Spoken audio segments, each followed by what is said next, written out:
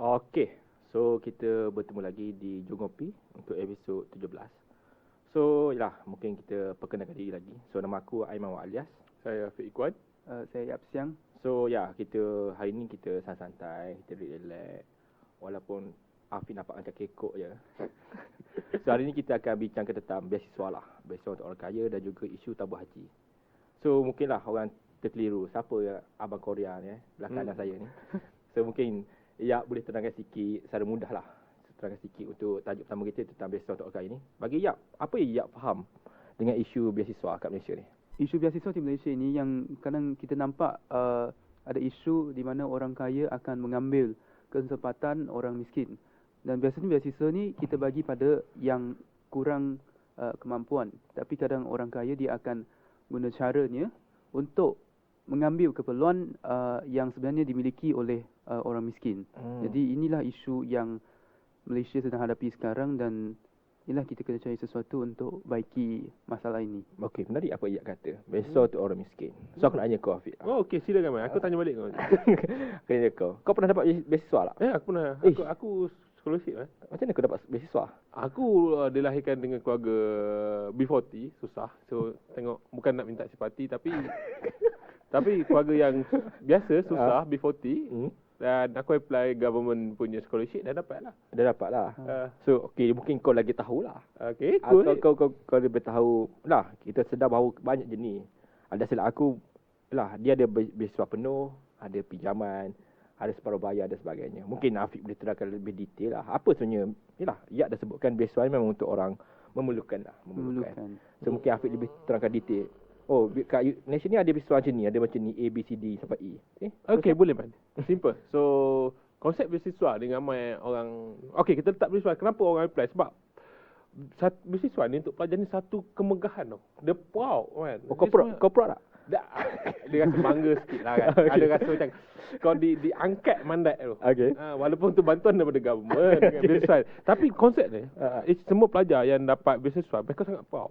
Nak mereka dapat beasiswa daripada kerajaan, DPA, dapat beasiswa daripada BNM, Bank Negara Malaysia, dapat beasiswa daripada korporat. Dia sangat bangga. So, untuk kita faham konsep beasiswa ni, beasiswa diwujudkan sebab nak bantu golongan-golongan yang kurang upaya. Yang kurang upaya tu maksud aku yang pendapatan rendah lah. Itu konsep pertama. So, dalam beasiswa ni banyak. So, ada letak pinjaman PTN. Tapi orang panggil beasiswa agak untuk pinjaman yang boleh ubah. Macam contoh, pinjaman daripada bank rakyat, dia boleh ubah. Okey. Dia boleh ubah apabila kau skor tinggi sikit, tinggi, pointer gempak 35 ke atas, CGPA gempak, kau tak perlu bayar. Kau perlu bayar tak? Aku tak perlu bayar. Gila, gempak gila. Gempak tu. Alak lah, rezeki. Mungkin mak aku kat rumah dia selalu doakan anak dia. Sebab aku selalu balik rumah kan. Alhamdulillah. Mungkin doa mak ayah ni sangat penting. Betul, alhamdulillah. Right. So kejayaan aku bukan kejayaan sebab aku, tapi disebabkan oleh kawan aku, disebabkan oleh sekeliling aku yang selalu support. Gila. Anti politik tu. Okey, teruskan. So itu ya konsep simple. Konsep tak ambil semua. Konsep Yap nak cakap something tu kan. Okey. Mungkin ya terangkan sikit. Tapi beasiswa ni bukan saja untuk orang miskin. Sekarang kita nampak satu jenis beasiswa yang sektor corporate yang offer. Sektor corporate ni dia nak cari bakat, yang ada bakat. So dia akan bagi scholarship atau beasiswa pada semua. Asalkan dia ada bakat, tak kira lah dia miskin ke kaya ke. Dan sebenarnya untuk sektor corporate sebenarnya dia nakkan pelajar yang pandai dan juga kaya sebab dia ada connection. Kan? So contohlah untuk kan Kita kan biasa tak rasa benda tu. untuk sekolah untuk universiti yang swasta. Kadang dia bagi scholarship penuh. Tapi untuk penuh ni dia tak kira lah miskin ke kaya, dia bagi. Sebab apa? Sebab nanti kalau kau dah graduate, kau kena bekerja dengan aku. Kena bekerja dengan contoh dengan syarikat yang ada kaitan dengan universiti tersebut. Menarik apa Yak kata. Yak kata tadi. Okey. Untuk korporat memang ada orang kaya dapat beasiswa lah kan.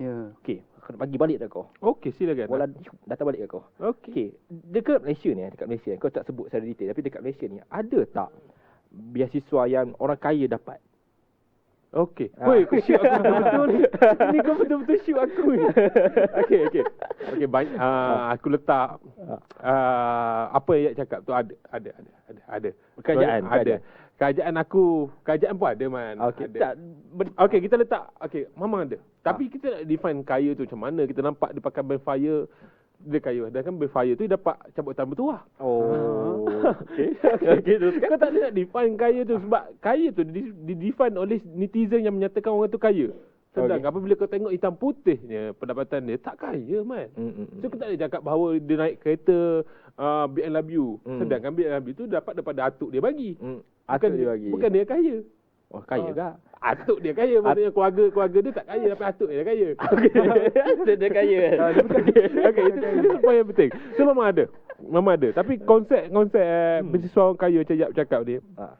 Corporate tak ada hal. Corporate nak invest untuk scale untuk dia punya, dia satu investment untuk dia. Betul. Dia melabur kepada pelajar-pelajar yang perform untuk bekerja kat company balik. Tak ada masalah, aku no issue.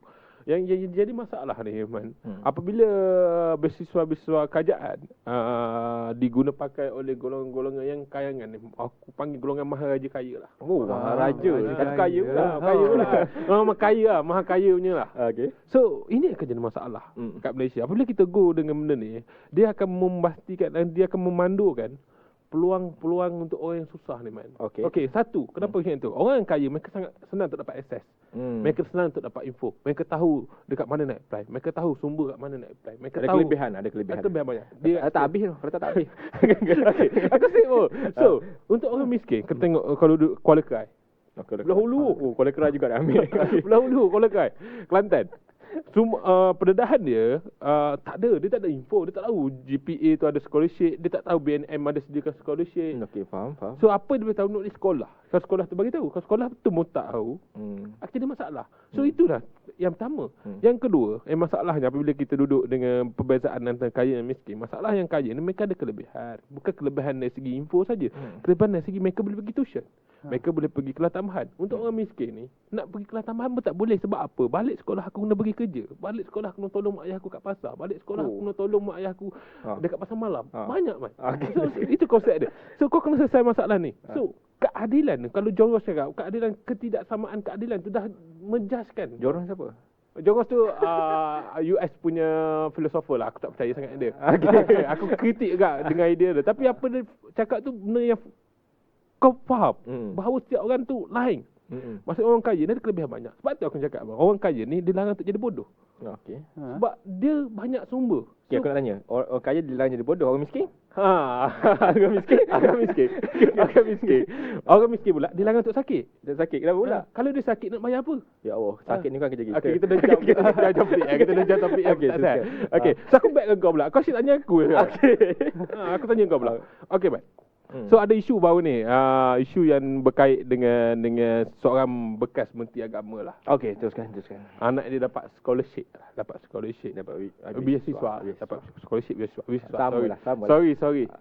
Nanti kita buat undang-undang baru man. Siapa yang cakap bahasa English bayar RM1. Okey. So aku tanya soalan yang sama dengan kau, tapi different sikit. Kau rasa patut tak golongan-golongan ni yang berjihad, dia dapat scholarship sebab dia berjihad. Berjihad maksudnya dia berdakwah lah Islam. Aku lupa nama term dia. Apa term dia? Asnaf fi sabilillah. Yes.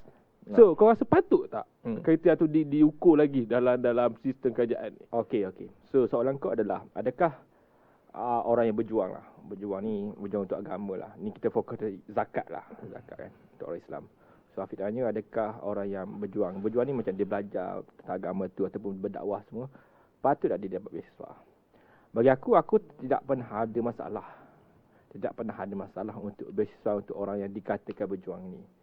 Sebab bagi aku yang menjadi masalah adalah isu besarnya kita tak ada transparansi ataupun ketelusan. Okay, dari sudut aku bila untuk Asnaf Fisabilillah ni memang ada satu majlis, ada satu jawatankuasa. Siapa nak dapat beasiswa diiktiraf sebagai Asnaf Fisabilillah ni akan ditentukan oleh jawatankuasa. Sebenarnya tu dah ada sistem, dia bukan diambil begitu saja. Bagi aku itu tak masalah. Tapi bagi aku, aku ada beberapa negeri memang keluarkan, tapi aku rasa benda ni perlu digerakkan semua orang. Sesiapa yang dapat beasiswa di bawah segmen atau di bawah kategori asnaf fisabilillah ni, yang berkata asnaf ataupun golongan yang berjuang, berdakwah dan sebagainya, dan dia dapat beasiswa. Contohnya ialah isu satu anak bekas Menteri Agama, dia pergi Jordan aku, dia dapat beasiswa bawah Majlis Agama Islam Wilayah Persekutuan. Bagi aku, apa yang perlu dibuat adalah kita kena keluarkan semua nama yang dapat beasiswa through asnaf fisabilillah. Kita tak nak kita tahu bila orang tu post kat sosial media je. Sebab isu zakat ni kita nak pastikan isu telus. Aku tak kata lembaga zakat tak buat kerja. Dia memang buat kerja dia. Cuma ialah kita nak pastikan bahawa sentimen ataupun persepsi yang negatif tu dikeluarkan atau dihapuskan. Kita nak ada ketelusan. Maksudnya orang faham, oh dia ni, let's say kata satu orang dapat beasiswa bawah MAIP ataupun bawah Majlis Agama Islam. So kita tahu, oh dia ni dapat. Sebab apa? Baru kita tahu, oh tak masalah lah. Sebab zakat ni bukan duit lembaga zakat. Dia duit rakyat, macam cukai lah. Tapi untuk orang Islam lah. Dia macam tu. Orang nak tahu, sebab ni bukan duit kau uruskan je. Orang nak tahu adakah duit aku yang aku, yalah, walaupun tu tanggungjawab aku, tapi kau juga ada tanggungjawab untuk uruskan dengan baik. Adakah benda ni diuruskan dengan baik? Okey. Aku bagi soalan lagi kau. Bagi. Tapi Jap boleh nak jawab juga. Okey. Aku tak puas hati sebab kau hanya menghuraikan kronologi dia. Aku sangat tak puas hati kau tak jawab soalan aku. So, soalan baik balik pada kau. Okey. Kalau aku mensoalkan pada turn Isabilillah tu ada perlu tak ada kriteria tu. So dengan keadaan Malaysia sekarang dengan kos sara hidup yang tinggi, dekat future tu waktu sekarang kau rasa perlu pakai lagi ke turn Isabilillah tu untuk bagi scholarship, atau kita letak dia sebagai kriteria tambahan saja jika dia B40 susah dan dia ada kriteria tu. Baru kita ambil dia. Sebab kau nak tapis B40 pun kau struggle. Kau nak tapis B40, ni B40 yang 4 orang tanggungan, ini 5 orang, ni 7 orang. Dan kota tak banyak. So aku back balik soalan kau, adakah patut untuk sekarang ni kita guna turn Isabilillah tu menjadi kriteria utama untuk dapat scholarship? Sebab dia ada jatuh kuasa untuk ukur. Bagi aku benda tu sebagai bonus saja. KPI perlu, kriteria pertama kau perlu ada adalah B40 susah.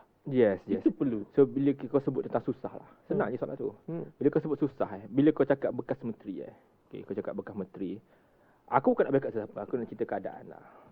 Aku sangat setuju untuk beasiswa ni kepada orang miskin. Aku sangat setuju. Tapi bila kita berbicara tentang zakat ni, isu yang sangat ia banyak tentang, atau kata tentang ada benda-benda yang kita perlu belajar sangat mendalam. So kita pergi pada asnaf fisabilillah. Bagi aku, bila kau kata adakah perlu ada kriteria, memang ada kriteria.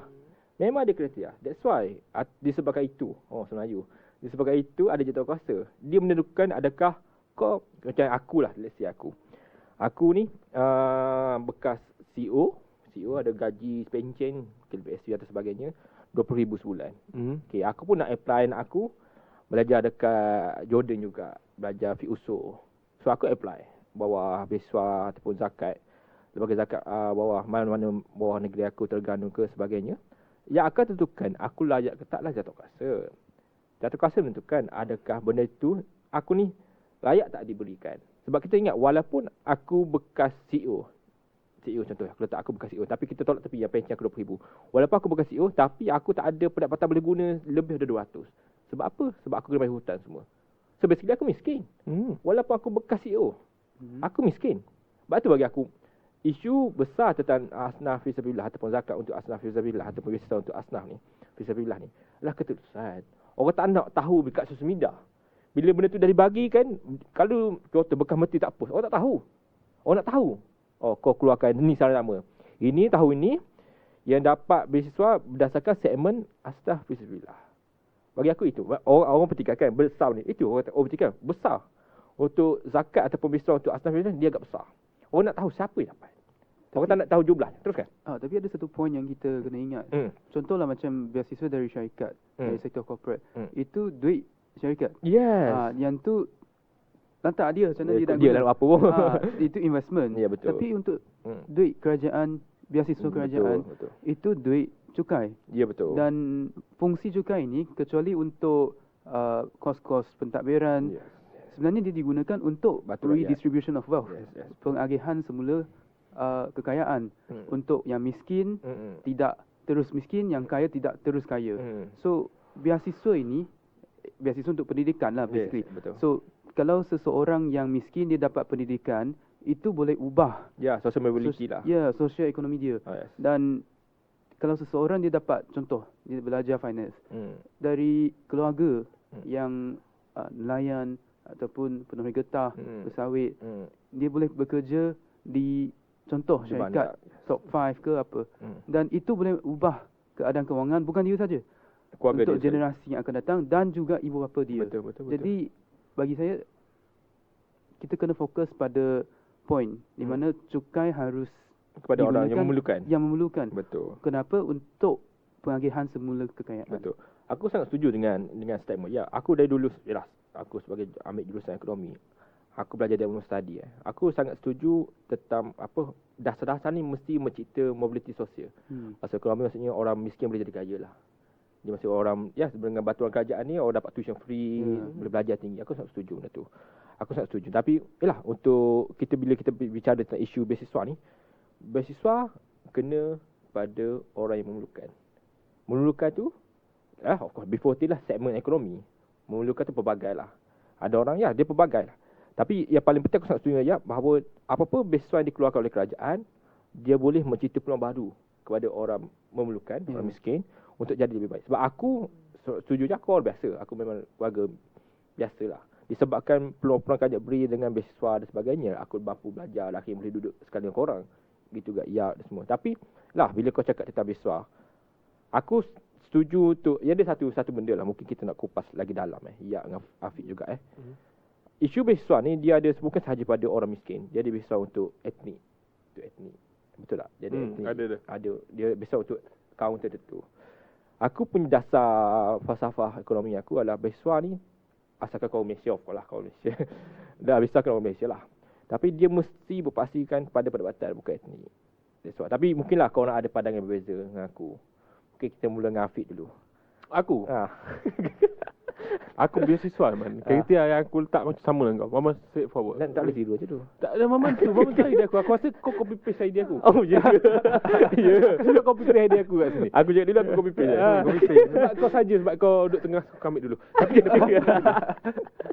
tu kan. Aku setuju dengan kau. Aku setuju. Sebab aku rasa semua normally orang pun akan setuju bahawa beasiswa ni untuk orang susah. Untuk orang susah. Tapi bila kita terbedah lagi dalam terbedah lagi dalam bahawa kenapa orang susah ni kebanyakan mereka tak dapat beasiswa, atau mereka tak tahu nak mohon kat mana, atau mereka mohon mereka tak dapat. Okey, tu kan. Okey. Yang dapatnya orang yang merit. Sebab ada sistem merit tu. Okey, tu kan. Okey, beasiswa satu pendapatan dah ada kriteria lagi yang merit, kau kena perform. Oh, of course lah. Kau kena perform.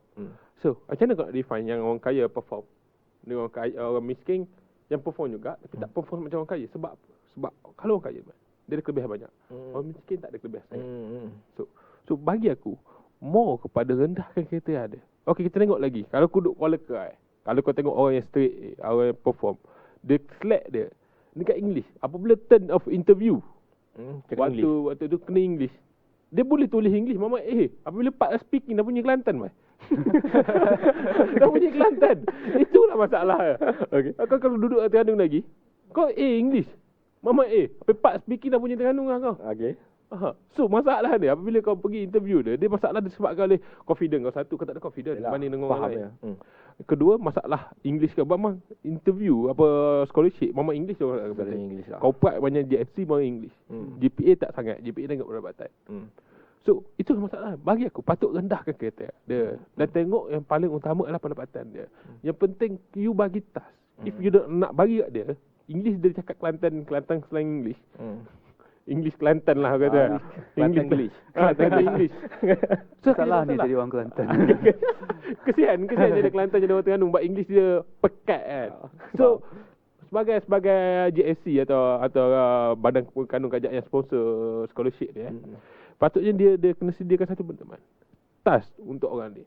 Dia tak perform tapi dia ada peluang untuk perform. Sebab kita dah tempoh 3 bulan, 3 tahun dia belajar, dia kena ambil balik muat dia sampai dia perform. Kalau dia tak perform dengan English dia, scholarship dia kena bayar balik. Okey, faham.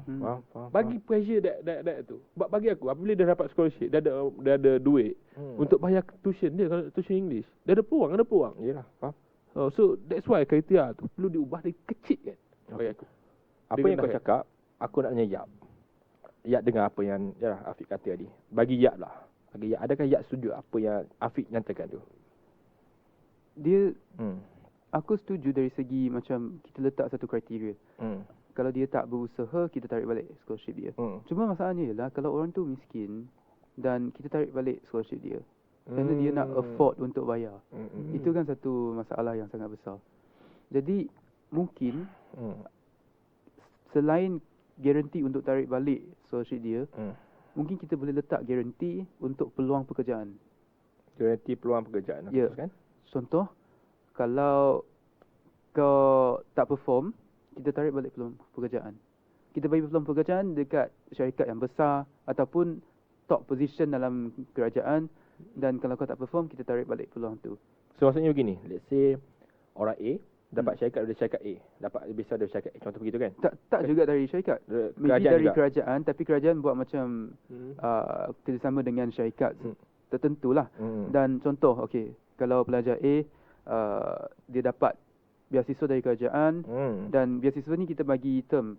Okey, kau dapat berapa, and then kau kena perform. Kalau kau perform, kau dapat kerja dekat syarikat tertentu. Ada kuota dia dah.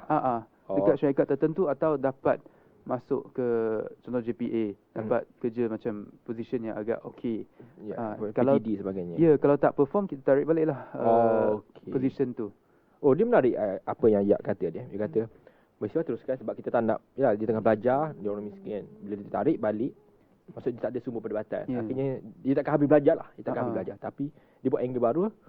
Beasiswa tu terus diberikan sampai tempoh yang kita dah tetapkan lah. 3 tahun, 4 tahun sebagainya. Tapi if tak capai KPI, orang itu tak akan dapat pekerjaan yang dijanjikan. Oh, menarik. Bagi kau macam mana idea ni? Bagi aku make sense. Bagi aku make sense.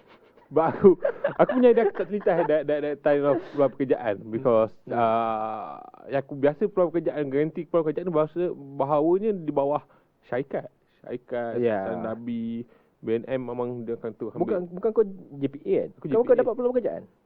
Tak dapat juga, kena cari sendiri. Tapi kau kena kerja dengan kerajaan kan? Ya, kerja dengan kerajaan lah. Kerja kerajaan kau free lah. Tapi 2 tahun je. Tempoh 2 tahun, kau dah habis, kau boleh jump mana-mana kau nak. Kau kena bersama kerajaan untuk 2 tahun. Bersama kerajaan. Menarik. Mana-mana kerajaan pun. Mana-mana kerajaan pun. Mana-mana kerajaan, tak kisahlah kerajaan mana pun. Tapi bersama kerajaan. Okey. So, soalan last. Supaya kita rumuskan tentang beasiswa. Kita berbicara tentang asnaf fisabilillah, beasiswa berdasarkan merit, beasiswa berdasarkan pendapatan. Kita juga bahaskan beasiswa yang membantu orang biasa untuk dapat social mobility. So, aku nak korang semua nyatakan satu je polisi, jangan banyak. Jadi ni lagi ni. Satu je polisi, satu je dasar kau rasa benda ni perlu dibuat berdasarkan beasiswa. Maksudnya beasiswa perlu begini. Tak perlu beasiswa berdasarkan etnik, tak perlu beasiswa macam asnaf fisabilillah ke, tak kisah, ikut ada korang. Apa dasar beasiswa yang korang rasa perlu digerakkan sekarang dalam memastikan struktur beasiswa ni okey ataupun lagi baik, lagi telus dan sebagainya. Mungkin Fik, teruskan. Aku. Kau mamak aku sekarang. Aku nak yak balik.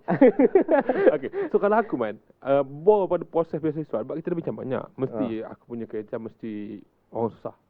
Tapi aku nak sama. Aku nak pada proses dia, perubahan pada proses dia. Okey. Aku setuh balik urai. Balik urai.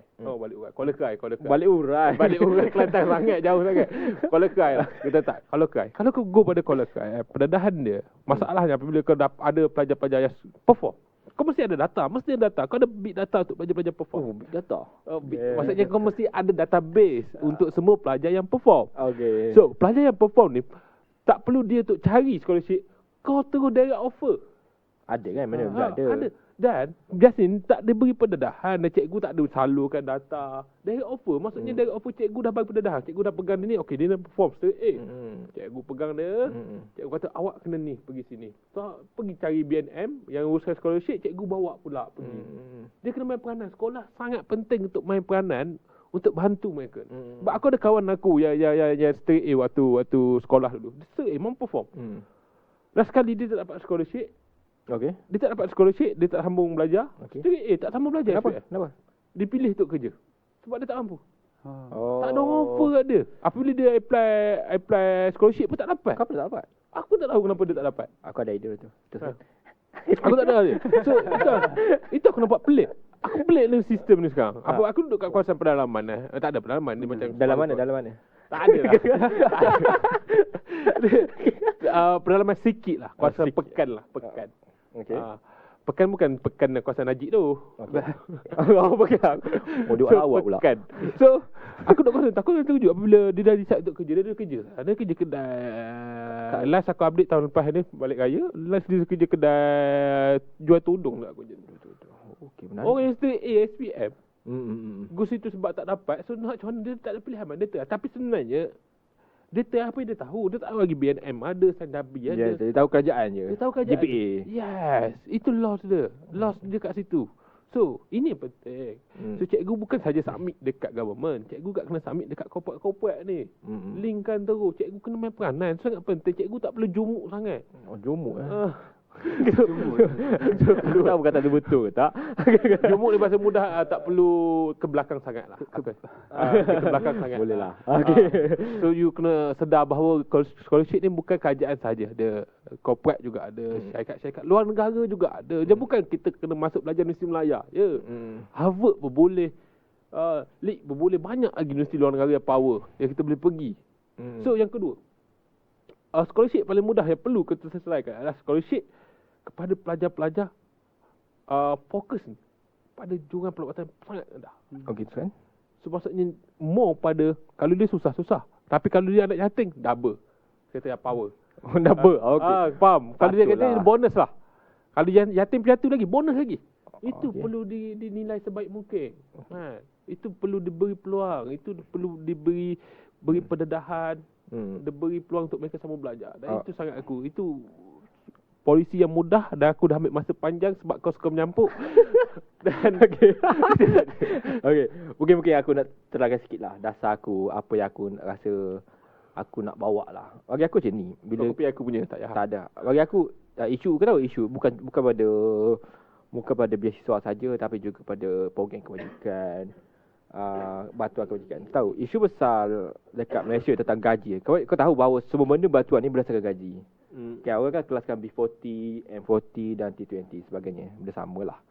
Tapi bagi aku adalah sistem perkelasan tu perlu dibaiki. Kau tahu contoh aku cakap. Kau gaji 4,000, aku gaji 2,000. Aku beri contoh lah. So aku gaji 2,000, aku ada tanggungan seorang. Tapi kau gaji 4,000. Kau ada tanggungan anak kau 3 orang. Mak ayah juga kau kena tanggung. Adik kau kena tanggung. So pendapatan boleh guna atau pendapatan yang lebihan kau hanya 900 bulan. Tapi aku pendapatan boleh guna aku lebihan aku dah 1,000. Betul? Ada perbezaan tu. Ya. Bila kita masalah Malaysia ni, bila dia kelaskan gaji dia kelaskan secara kasar Kau gaji 2,400 bersih lepas tolak KWSP dan sebagainya. Tapi dia tak titikkan juga benda-benda yang jadi faktor pendapatan boleh guna tu dikurangkan. Benda tu perlu dibaiki sebab bila kau baiki benda ni, aku rasa aku beri contoh, aku rasa mungkin kawan kau ni gaji mak dia, aku letak contoh lah dengan barang aku, gaji dia 4,000. Bila 4,000 tu M40 dah rasa untuk terganu. Padahal 4,000 tu sebagai kerja cikgu, anak 5. Mak ayah aku dah tanggung. Aku ada hutang mak ayah aku nak bayar. Sebagainya lah. Dia ada tanggungan tertentu lah. Dia kena buat. Akhirnya pendapatan boleh guna 500 je. Tapi disebabkan 4,000 tu je orang tengok, menyebabkan dia dah layak dah. Itu isunya. Kerajaan memang aku nampak. Kerajaan tengah nak bina satu sistem supaya kita ukur pendapatan bukan berdasarkan pendapatan kasar, tapi pendapatan boleh guna. Pendapatan yang kau ada baki selepas komitmen. If kau fokus benda ni, aku rasa isu beasiswa, isu bantuan kebajikan, isu apa pelbagai lah yang melibatkan duit kerajaan untuk diberikan kepada rakyat akan diselesaikan. Tak ada orang rasa aku tak mampu, aku macam ni je. Tapi sebab aku gaji Pak Ibu, aku tak dapat beasiswa. Terpaksalah aku berhenti belajar. Terpaksalah aku bekerja macam kawan kau. Aku rasa isunya perkelasan pendapatan tu. Bukan pendapatan kasar, tapi pendapatan boleh guna. Itu idea aku. Tapi mungkinlah nak tambah sikit. Rasa macam mana? Tak kejap. Okey ya. Okey. Okey. Okey. Ya. Start lah. Yang aku nampak ada 2 solusi untuk selesaikan masalah macam beasiswa disalahguna oleh orang kaya. Okey. First, dari segi markah pelajar atau markah pelajar, sebenarnya dekat Taiwan, diorang ada satu polisi. Diorang akan tambah markah untuk pelajar orang asal. Contoh, kalau dia dapat 80 markah, dia akan times 110%. Okey. Maksudnya jadi 88. Okay. So kenapa dia buat begitu? Sebab orang asal di negara tersebut dia macam lebih disadvantage. Okay. So kalau kita implement polisi ini dekat Malaysia untuk orang yang dari keluarga yang susah, macam kita guna pendapatan boleh guna, untuk keluarga yang susah kita boleh tambah markah untuk diorang supaya dia boleh jadi lebih lebih advantage lah. ada advantage, boleh lebih senang untuk bersaing dengan keluarga ataupun anak-anak daripada keluarga yang okey ataupun yang senang lah. Dia makan dia maksudnya macam merit ke macam mana? Tak, dari segi markah untuk mata pelajaran. Exam. Exam. Okey, So, okey. itu solusi pertama yang aku Supaya boleh grade dia fikirkan. lagi cantik lah. Grade lagi cantik. Sebab grade ni sebenarnya dia tak, bagi aku lah, tak penting sangat. Dia cuma untuk ukur kau Kau faham ke tak? kau perform ke tak. Tapi kalau kau dilahirkan di keluarga yang disadvantage, itu bukan salah kau kalau kau tak perform. Ya, memang tak ada apa-apa nak. Ya, dia bantu kan. Macam lampu malam tak ada, tak boleh study tak boleh sebagainya. tuition. Yes. Di sekolah pun jalan kaki. Betul. Lepas sekolah dah penat dah. Aku pernah jalan kaki dari rumah aku ke sekolah. Nak cakap aku tua lah. Nak cakap aku zaman-zaman dulu je jalan kaki je. Biasa dah aku ni. Tahu je sekarang macam mana. Okay. Solusi kedua, macam tadi Afiq yang ada mention, kita kena satukan semua beasiswa ni. Cadangan aku, kerajaan sepatutnya satukan semua beasiswa kerajaan, termasuklah GLC ataupun dari kerajaan itu sendiri, macam JPA, SIMDABI ataupun mana-mana lagi lah GLC. Satu platform lah. Satu platform.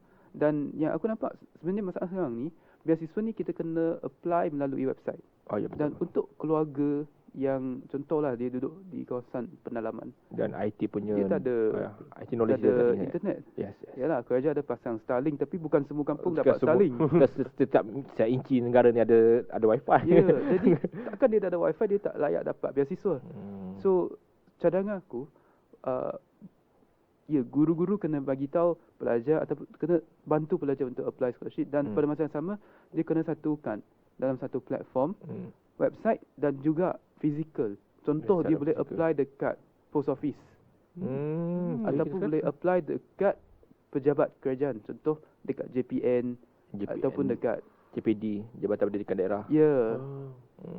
Ataupun bolehlah print form tu. Cikgu-cikgu tolong print. Lepas tu hantar dekat balai polis pun boleh juga. Sebab balai polis ada banyak dekat Malaysia. So paling senang hantar dekat balai polis. So itulah cadangan aku untuk at least atasi masalah ini. Dan satu lagi cadangan. Kita memang kena fokus beasiswa kerajaan untuk yang susah saja. Yang kaya dia boleh cari beasiswa dia ada duit lah. Dia ada duit. Kalau dia kedekut dia boleh cari syarikat swasta. Dan syarikat swasta pun nak dia. Lepas ni kita sembang tentang pendidikan untuk orang kaya pula. Okey kan? Okay. So untuk beasiswa kita semua dah nyatakan pendapat masing-masing lah. So kita pergi pada topik sebenarnya. Aku rasa ini Yak punya kepakaran. Aku kata ini Yak punya kepakaran. Walaupun dari sudut rupa rasa pelik kenapa Yak yang pakar, tapi aku rasa ini Yak punya kepakaran. Tentang tabung haji. Tabung haji. Yes. Kita cakap orang akan pelik kenapa Yak lagi pakar dari kita dua. Tapi bila kita cakap tentang tabung haji ni, isu ni aku sejak 2019 lagi isu dia bila ada kata tabung haji dijual.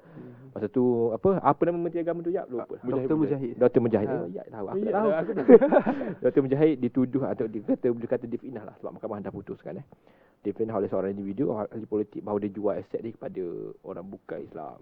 Dan akhirnya kita tahu sampai sekarang akan kenal lebih detail lah. Tahu sekarang bahawa benda tu hanya difitnah padahal apa Dr. Mujahid buat cuba untuk selamatkan tabung haji disebabkan tata kelola yang tidak baik sebelum ni.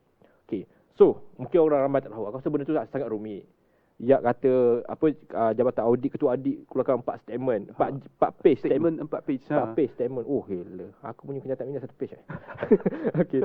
4 page statement untuk menerangkan bahawa tabung haji diselamatkan oleh siapa, kan? Dia menjawab soalan tu lah. Mungkin Yak boleh terangkan pada orang ramai. Sebenarnya apa isu tentang tabung haji ni? Kenapa kita letak PMX ni selamatkan tabung haji tiba-tiba ni? Okey. Aku rasa kita kena pandang isu tabung haji ni bukan dari segi agama. Tabung haji ni selain untuk macam tabung untuk orang Islam pergi ke haji, pada masa yang sama dia juga sesuatu institusi kewangan. So at the same time kita kena pandang dia sebagai satu isu kewangan. It's a financial problem. So untuk masalah kewangan, kita kena settle dengan cara kewangan.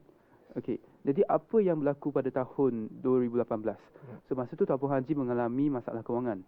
So masalah kewangan, lepas masalah kewangan dengan sesuatu, contohlah company dia akan bankrupt lah ataupun liquidation. Liquidation macam dia akan tutup kedai lah.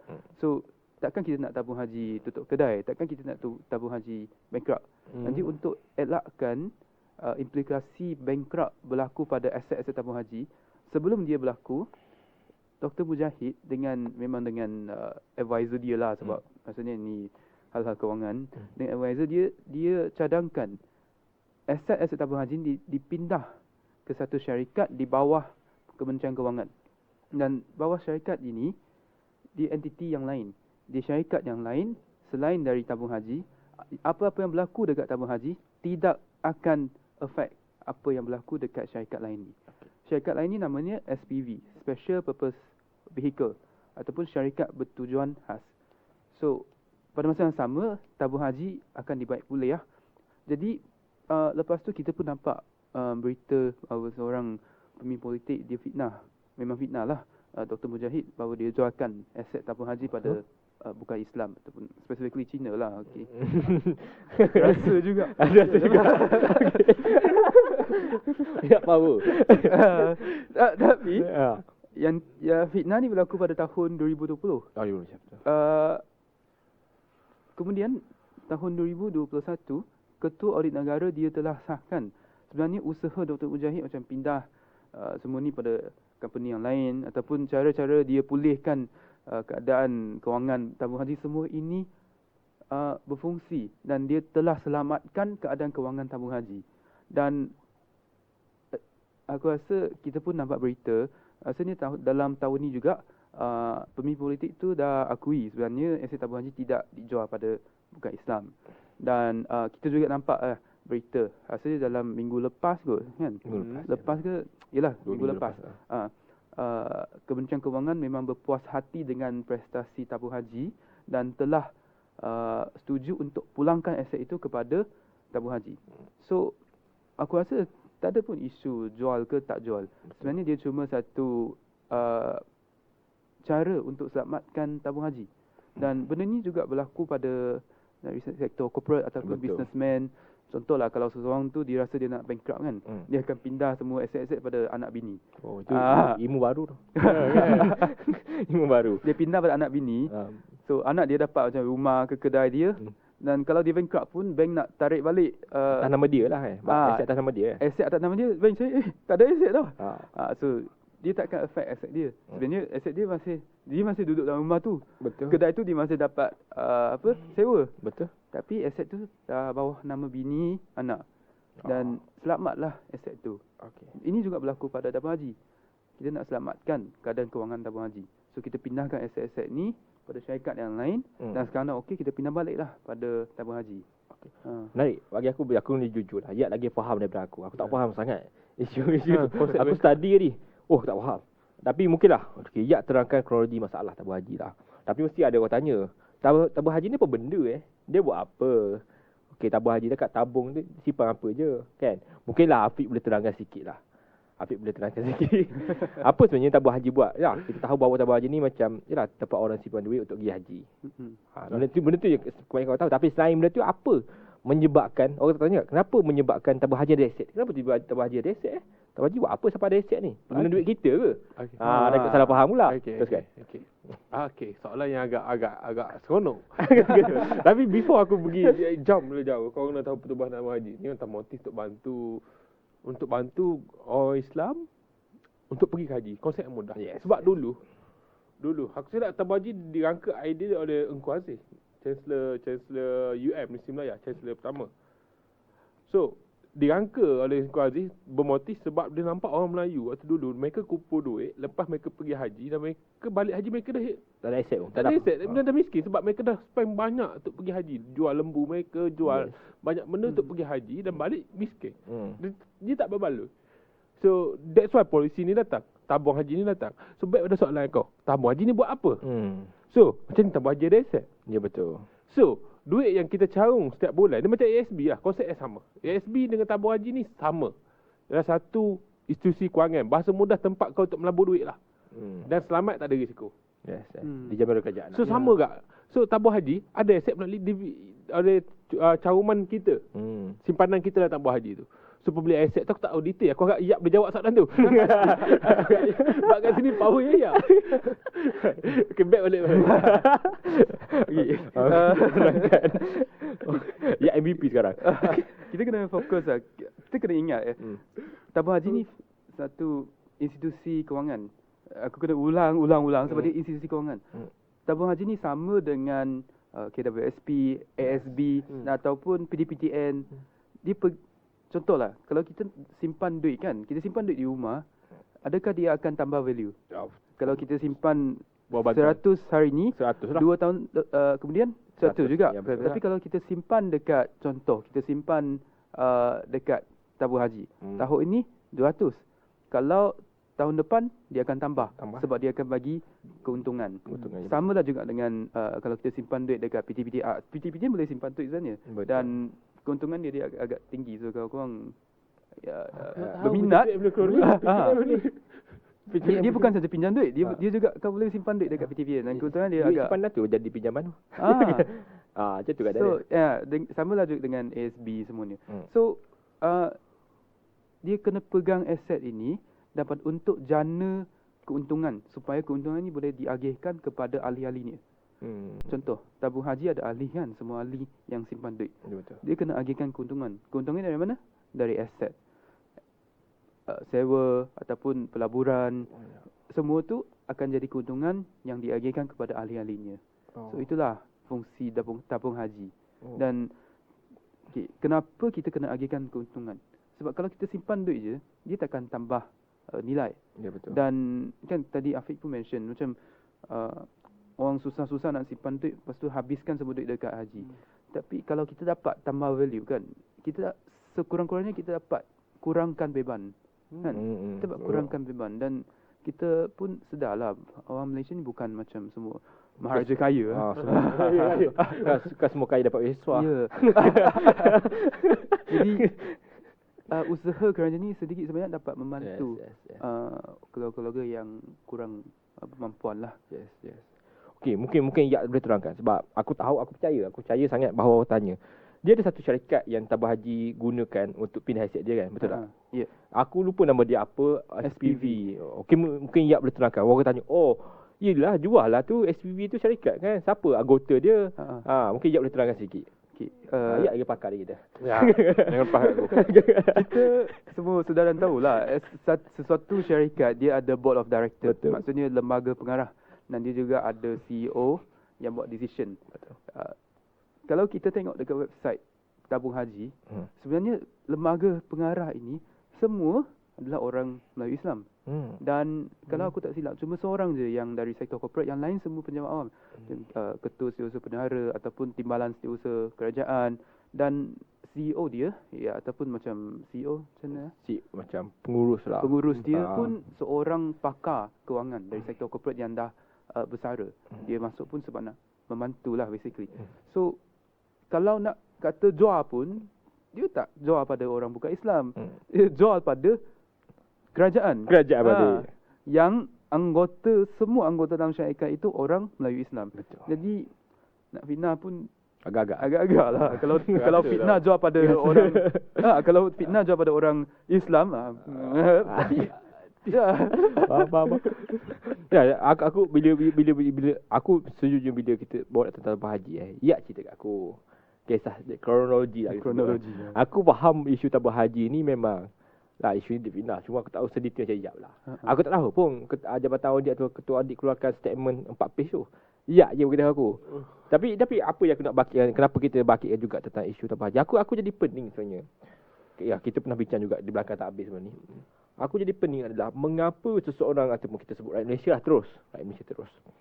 Rakyat Malaysia terus percaya apa yang dikatakan tanpa orang tu menyatakan bukti. Contoh bila orang kata, tabung haji ni dijual kepada non-Muslim. Kita betul percaya dan kita menggelabah. Padahal orang tu tak nyatakan bukti pun. Tak keluar, ini sebenarnya yang pembeli-pembeli dia. Ini sebenarnya pemilik aset. Tak nyatakan. Memang tak nyatakan. Ahli politik itu pun dah disahkan bersalah. dan kalah Saman lah. Di mahkamah memang dah kalah lah. Dr. Mujahid nama dia. Dr. Aku lupa nama dia. Dr. Mujahid menang. Tapi ya, aku rasa benda yang kenapa kita bangkitkan isu tentang tabung haji ni, salah satu isu yang kita kena didik masyarakat adalah kita kena semak sebelum percaya satu benda. Kita kena sangat-sangat semak. Ya, isu tabung haji aku borak dengan Iyap juga. Iyap sebagai budak law, budak undang-undang. Dia kata sepatutnya dia pelik bila orang tu dituduh, orang yang menuduh tu kena nyatakan bukti dulu. Baru kata-kata prima facie lah. Ada bukti untuk dibicarakan. Ada bukti untuk bicara. Tapi orang tu tak nyatakan bukti, aku pula kena jawab walaupun aku yang dituduh. Bagi aku benda tu tak baik. Dan sekarang ni bila ya AP 5 tahun juga aku kata. AP 5 tahun lah. Sebab proses AP 5 tahun. Mahkamah dan masuk juga ketua adik nyatakan memang tabung haji sebagai baik kewangan dia. Akhirnya semua orang setuju. Aku rasa tak ada orang boleh nafikan. Bahawa Dr. Mujahid buat kerja sangat baik. Sangat baik dalam menyelamatkan tabung haji. Akhirnya menyelamatkan duit-duit orang Islam yang ada dalam tabung haji. So ya, mungkin Afiq nak bagi sepatah dua kata tentang isu fitnah. Mungkin lah sikit nasihat walaupun kau ni muda lagi. Ya betul aku setuju dengan ayat kau ni yang cakap kau muda. Memang kau muda. Muka nampak tua tapi mama kau muda. Mama muda, umur baru 24. Okey, saja nak Malaysia. Mama umur ke 24. Tapi jawab soalan kau Man, macam mana? Pertama Man, konsep manusia ni Man. Kenapa memfitnah? Bukan konsep memfitnah Man. Manusia ni mudah dengki Man. Dengki, okey. Konsep manusia sangat mudah dengki. Dia akan dengki dengan orang sendiri. Dia akan dengki kalau bangsa lain maju pada bangsa dia. Dia ada sifat dengki tu. So normal, semua manusia ada sifat dengki. So, untuk kita elakkan benda-benda ni berlaku, Pertama kita kena double check. Itu normal lah. Aku ulang macam aku jekong pula sekarang. Jekong. Jangan percaya fake news. Jangan percaya scammer. Jekong. Tapi benda ni kena diulang-ulangkan. Sebab propaganda yang jelas kepada rakyat perlu diulang-ulangkan. Okay. So, aku kena ingat balik pada rakyat bahawa double check. Jangan percaya dengan tomahan, fitnah, tuduhan daripada siapa-siapa saja daripada cyber trooper yang dibayar atau cyber trooper free pro bono. Jangan percaya. You need to double check first. Dan perkara dua yang you nilai sebaik mungkin, you kena banyak baca. Jangan baca tajuk. Tolonglah. Netizen Malaysia suka baca tajuk. Sangat suka baca tajuk. Baca tajuk sikit tanpa baca bawah dah kena. Macam contoh isu Rafizi Ramli. Siapa? Makan luar. Mahal. Tak baca lagi bawah dah kata apa ni? IB ni, apa benda ni? Mana formula? You kena baca more detail that why that statement tu keluar. Itu masalah orang Malaysia ni. Elaklah baca tajuk je. Yang ketiga paling penting. Banyak poin tu kan. Untuk elak fitnah ni. Yang ketiga paling penting, sangat penting adalah kau kena faham bahawa jauh daripada sifat-sifat yang dengki ni. Kalau orang lain berjaya, biarlah dia berjaya. Kau kena berjaya untuk diri kau. Kau kena push diri kau. Kau kena fight untuk diri kau. Kau jangan tengok orang lain. Orang lain berjaya, ikut dia lah. Sebab semua orang ada timeline dia. Betul. Semua orang ada waktu dia. If not now kau berjaya, future kau berjaya. Tapi macam mana kalau tukar future kau berjaya, kau kena buat something tu deh. Oh well, pakai motivasi. Macam Harry Potter pula aku. Harry Potter. Itu enough. Okey. Mas Dewi, mungkin Yap. Patah dua kata tentang isu fitnah tabung haji ni macam ni. Bagi aku kan, aku rasa nanti dari segi kewangan. Aku rasa agak sedih lah. Seorang menteri yang memang berusaha nak selamatkan satu tabung untuk majoriti orang susah, tetapi difitnah dengan tomahan yang langsung tak berasas. Aku rasa agak sedih. Dan ada satu poin yang aku nak highlight. Kalau kita dapat scammer yang call kita, contohlah kata scammer RSDN ke, scammer custom ke, aku dapat so aku tahu. Aku bokor ni kena ni. Kalau kita dapat call scammer RSDN, apa yang kita buat? Kita hang up kan? Yes, betul. Ataupun kita akan macam check dulu dengan SDM. Kenapa dengan scammer RSDN kita check, tapi dengan scammer politik kita terus percaya? Kemayak. Itu yang aku tak faham. Sebenarnya kalau kita nampak berita-berita yang macam pelik, cuba bayangkanlah tabung haji ni milik orang Islam lah, basically. Kalau dia dijual pada orang bukan Islam, dia masuk akal ke tak? Tak kan? Hanya kerajaan yang memang pelik ataupun bodoh lah. Dengan tak betul. Yang tak betul akan jualkan pada orang bukan Islam. Betul. So, bila kita nampak berita macam ni, kita semak dulu. Dan aku nak betulkan, sebenarnya kenyataan media dari Ketua Audit Negara tu Sebenarnya dia bukan kegiatan media. Oh. Dia sijil. Bayangkan kita dapat cert pun satu buku surat je. Dia buat sijil 4 buku surat untuk jelaskan usaha sijil. Dr. Mujahid. Maksud klarifikasi lah. Dia sijil untuk macam ucap tahniah. Oh. Bayangkan sijil 4 buku surat untuk ucap tahniah pada usaha Dr. Mujahid. So, kalau seseorang yang dapat sijil 4 buku surat tapi dia difitnah macam tu, korang rasa macam adil ke? Adil lah tu dia. Jadi, itulah. Yes. So aku rasa Afiq Iyad pun dah penat kita buat panjang ini. Tapi aku macam biasa kita buat Jongopi ni memang untuk kita bukan sahaja untuk memadaikan, juga untuk pandaikan diri kita. Mungkin kita orang pun setiap hari memang kena buat research, buat selidik semua fakta sebagainya. Bila Iyad mahir tentang isu tabah haji, memang Iyad terangkan. Kita orang tak terangkan. Makin orang tak mahir.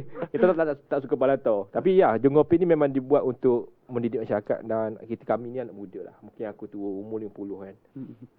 50 aku. Ui, Teruk ya. Paling tua. Teruk ya. Tapi kita orang buat Jongopi untuk menerangkan tentang isu-isu ni. Tapi untuk rakan-rakan lah, jika ada soalan yang ingin dibangkitkan, kau rasanya Jongopi boleh tak bahaskan isu ni, pendidikan untuk orang kaya ni, okey tak? Macam tu.